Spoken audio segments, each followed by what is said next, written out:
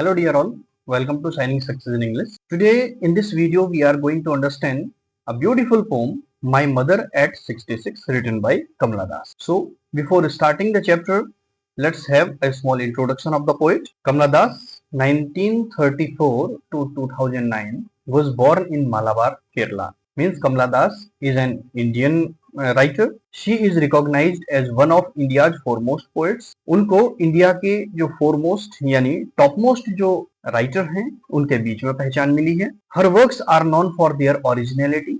उनके जो काम है, वर्क्स मीन्स उनने जो भी राइटिंग की है, जो कुछ भी आज तक लिटरेचर में लिखा है, उसकी अगर क्वालिटी की बात करें तो उसकी 3 क्वालिटीज यहाँ पर बताई गई हैं. Her work contain originality, versatility and the indigenous flavour of the soil. मतलब वो एक ओरिजिनलिटी लिए हुए है, वर्सेटैलिटी, उसमें सारी चीजें इस तरीके से इतनी खूबसूरती से समाई हुई हैं कि कोई भी चीज पीछे नहीं छूटी है. उन्होंने हर चीज को कवर किया है. And the indigenous flavour of the soil, और हमारे देश की जो मिट्टी है यानी यहाँ की जो सैटेलिटीज हैं, जो छोटी छोटी बारीकियां हैं हमारी कंट्री की, वो चीजें उनकी पोएट्री के अंदर हमको देखने को मिलती. Kamala Das has published many novels and short stories in English and Malayalam under the name Madhavi Kutty. Kamala Das ने बहुत सारी नॉवेल्स लिखे हैं, शॉर्ट स्टोरीज लिखी हैं इंग्लिश में एंड मलयालम में, अंडर द नेम, और किस नाम से लिखी हैं? माधवी कुट्टी के नाम. In addition to 5 books of poetry, और इसके साथ साथ उन्होंने पोएट्री की 5 बुक्स भी लिखी. She is a sensitive writer who capture the complex subtleties of human relationship. वो इतनी सेंसिटिव राइटर हैं कि उन्होंने ह्यूमन नेचर या कहीं ह्यूमन बिहेवियर की जो सैटेलिटीज होती हैं, जो बारीकियां होती हैं, उसको उन्होंने कवर करने की, ह्यूमन रिलेशनशिप की बारीकियों को कवर करने की कोशिश की है. वो भी किसमें? In lyrical idiom. और ये लिरिकल इडियम कौन है? यानी इनकी poem my mother at 66 is an example. और यहाँ पर हम माई मदर एट 66 जिस पोम को we are going to study, और इसमें हम इसको हम एक एग्जाम्पल के फॉर्म में देख सकते हैं, जिसमें हमको एक ह्यूमन रिलेशनशिप की सैटेलिटीज, ह्यूमन रिलेशनशिप की बारीकियां दिखाई दे. So dear students, now the theme of this poem. इस पोम की थीम है the love between daughter and mother. As the name of the chapter, My Mother at 66, it means Kamala Das is just explaining her mother at the age of 66.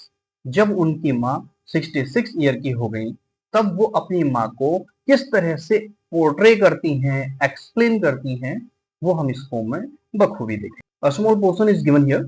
Aging is a natural process. We all know. उम्र का ढलना एक natural process है. Have you ever thought What our elderly parents expect from us? क्या आपने कभी सोचा है कि हमारे जो बुजुर्ग हैं वो हमसे क्या एक्सपेक्ट करते हैं? वो हमसे यही एक्सपेक्ट करते हैं कि हम ओल्ड एज में उनका साथ दें, उनकी सेवा करें, साथ ही साथ उनकी जरूरतों का ध्यान रखें.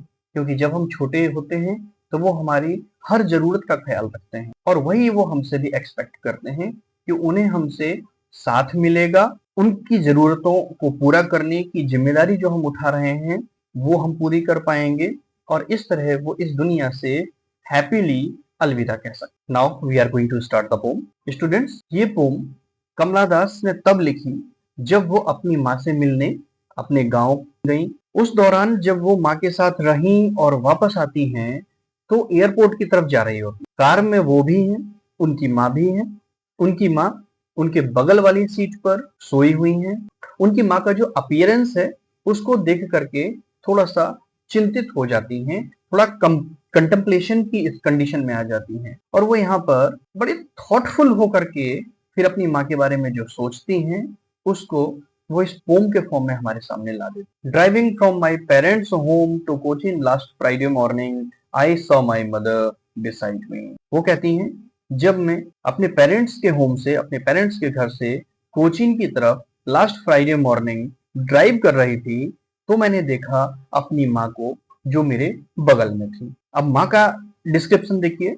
डॉज, डॉज मीन्स नैप, हल्की नींद ले रही थी. उस दौरान ओपन माउथेड, उनका मुंह खुला हुआ था. हर face ashen like that of a corpse. उनका फेस कैसा था? एसन लाइक. एसन मतलब होता है राख की तरह. राख कैसी होती है? फेड. राख की तरह था. ग्रे कलर का उनका फेस था. दैट ऑफ अ कॉर्प्स, जैसे बिल्कुल एक डेड बॉडी का होता है, कॉर्प्स मीन्स डेड बॉडी, जैसे बिल्कुल कॉर्प्स डेड बॉडी का होता है। रियलाइज्ड विद पेन, और जब मैंने उनका ये अपीयरेंस देखा तो मुझे कुछ रियलाइज हुआ, और वो रियलाइज क्या हुआ? पेन, एक कष्ट रियलाइज हुआ, एक दर्द रियलाइज हुआ। अब इस कष्ट के बारे में बात करते हैं। कौन से कष्ट की बात कर रहे हैं? That she was old as she looked but soon put that thought away. The pain that she was as old as she looked, वो अब उतनी ही बूढ़ी हो चुकी हैं जितनी बूढ़ी वो दिखाई दे रही। मतलब इस भ्रम में वो अपने आप को नहीं रखना चाहती कि मेरी माँ सिर्फ दिखने की बूढ़ी हैं, बल्कि वो एक रियलिटी को सामने लाती हैं कि वो जैसी दिख रही हैं एक्चुअल में उनकी एज भी उतनी ही ज्यादा हो चुकी है, वो बहुत ज्यादा ओल्ड हो चुकी हैं। फिर next moment, but soon put that thought away, Kamala Das अपने उस थॉट को दूर कर देती हैं, अपने मन से हटा देती हैं। And looked out at young trees sprinting the merry children spilling out of their Holmes. वो क्या करती हैं? कार की विंडो से बाहर देखती हैं और अपने इस थॉट को, जो बड़ा पेनफुल थॉट है, यानी उनकी मदर की ओल्ड एज का थॉट, उसको अपने दिमाग से वाइप आउट कर देती हैं और बाहर क्या देखती हैं? यंग ट्रीज स्प्रिंटिंग, की new trees, young trees means new trees, जवान हरे भरे न्यू ट्रीज पीछे की तरफ भाग रहे हैं। The merry children spilling out of their homes, कैसे? Merry children spilling out of their homes, जैसे कि हंसते हुए, मुस्कुराते हुए, खिलखिलाते हुए बच्चे, मैरी चिल्ड्रन हंसते हुए बच्चे, हंसते हुए बच्चे spilling out of their Holmes, अपने घर से बाहर निकल पड़ते हैं, दौड़ पड़ते हैं, भाग पड़ते हैं। बिल्कुल वैसे ही ये पेड़ पीछे की तरफ भाग रहे थे। स्टूडेंट, यहां तक हमने कंप्लीट कर लिया। यहां तक हम देखते हैं कौन कौन से फिगर ऑफ स्पीच कमला दास ने यूज किए हैं, यानी पोएटिक डिवाइसेस यूज किए हैं इस पोम को और ज्यादा डेकोरेट करने के। So the line her face ashen like that of a God, इसमें कौन सा पोएटिक डिवाइस है? यू नो बेटर, आपने अपनी प्रीवियस क्लासेस में पढ़ा है। जब भी कंपैरिजन किया जाए लाइक वर्ड से, हर face ashen like that of a corpse, उनके फेस की कंपैरिजन डेड बॉडी के फेस से की जा रही है, वो भी लाइक वर्ड का यूज करते हुए। This is simile here. The next line, young trees sprinting, young trees उनकी कंपैरिजन किससे की गई है? The merry children spilling out of their homes, हंसते खिलखिलाते बच्चे जो अपने घर से बाहर भाग। यहाँ ट्रीज को मैरी चिल्ड्रन से कंपेयर करना, वो भी without any like, as, so, this type of words. You know better, जब विदाउट लाइक, एज, सो जैसे वर्ड्स का यूज किए जब कंपैरिजन किया जाता है, दैट इज मेटाफोर। यहाँ पर metaphor. One more poetic device is here, young trees sprinting, young trees पीछे की तरफ भाग रहे हैं। वी नो बेटर कि यंग ट्रीज तो भाग ही नहीं सकते, लेकिन उनको दौड़ते हुए दिखाया है, भागते हुए दिखाया है, स्प्रिंटिंग करते हुए दिखाया है। इसका मतलब जब भी कोई नॉन लिविंग ऑब्जेक्ट या फिर ऐसा ऑब्जेक्ट जो स्टेबल हो, जैसे ट्रीज हैं, ट्रीज को, ट्रीज लिविंग तो हैं लेकिन स्टेबल हैं, वो चलते नहीं हैं ह्यूमन की तरह, और उनको यहाँ ह्यूमन की तरह भागते हुए, बच्चों की तरह, मैरी चिल्ड्रन की तरह भागते हुए शो किया है। It means it is personification. These are attributed to human behavior. Okay, now come to the next stranger. After the airport security check, airport के सिक्योरिटी चेक के बाद, standing a few yards away, कुछ गज की दूरी पर, कुछ yards की दूरी पर खड़े होकर के, I looked again at her, मैंने दोबारा अपनी माँ को देखा। वैन, एकदम मुरझाई सी, एग्जॉशन, मुरझा जाना, जान नहीं थी शरीर में, उनका फेस एकदम मुरझाया हुआ सा, पेल, डिस्कलर, अब उस पर वो कलर नहीं था जो यंग एज में हमने देखा है। कैसे? वो बिल्कुल ऐसे लग रही थी as a late winter's moon, जैसे विंटर्स में ऐसा मून निकलता है जो कंप्लीटली अनक्लियर होता है, तो विंटर्स का अनक्लियर मून की तरह उनका फेस आज लग रहा था। और जैसे ही उन्होंने अपनी माँ का ये लेट विंटर्स मून यानी अनक्लियर फेस देखा, दैट ओल्ड फेमिलियर एक, माई चाइल्डहुड फियर, अपने बचपन का वो डर, वही पुराना फेमिलियर पेन, वो डर जिसको भाप करके, जिसको महसूस करके उनको बहुत ही पेन होता था, एक होता था, वो आज फिर उनके मन में आई। अब ये चाइल्डहुड फियर, फेमिलियर एक क्या है?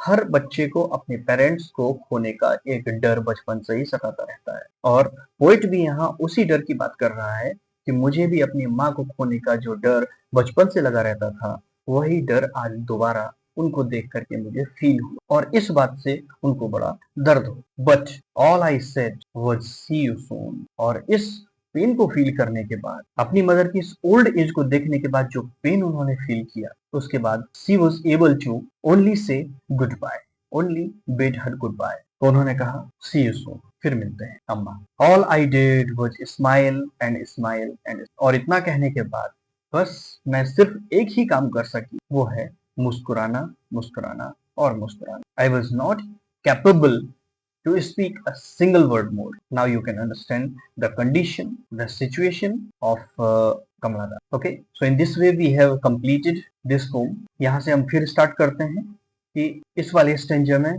कौन से पोएटिक डिवाइस आए हैं। लास्ट लाइन में स्माइल, स्माइल एंड स्माइल, यहाँ स्माइल वर्ड का रेपिटेशन हुआ है, इतना याद रखिए। बाकी एक इस लाइन में है, एक इस लाइन में आपको सिमिली देखने को मिलेगी। हर वैन पेल, ये जो फेस है इसकी कंपैरिजन किससे की गई है, लेट विंटर्स मून। तो यहाँ एज वर्ड के थ्रू कंपैरिजन किया जा रहा है, that's why it is simile. Now I think you have understood this poem nicely, so meet you in the next video. Bye.